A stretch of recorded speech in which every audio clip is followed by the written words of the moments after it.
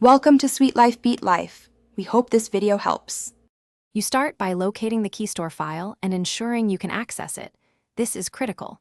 Use KeyToolList to reveal aliases and confirm Java JDK is available on your system. Once done, make a secure backup of the Keystore. Don't skip that. If you need elevated permissions, prepare sudo credentials now. These first actions prevent data loss and set a clear path. They also let you verify that the environment can run the commands we'll use next. You now attempt controlled password checks and recovery options. Start by trying likely passwords with KeyToolList against a copied Keystore to avoid corruption. If that fails, consult the original developer or check password managers and exports. Many teams store Keystore credentials centrally. Once you find the password, verify by listing aliases and testing a sign operation.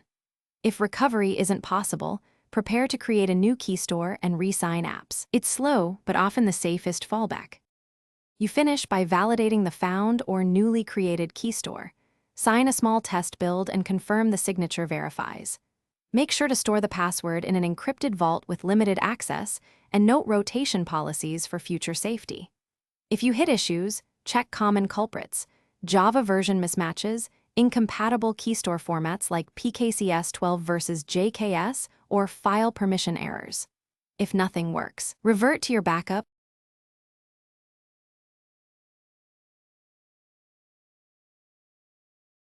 Thanks for watching. Consider subscribing if we helped you.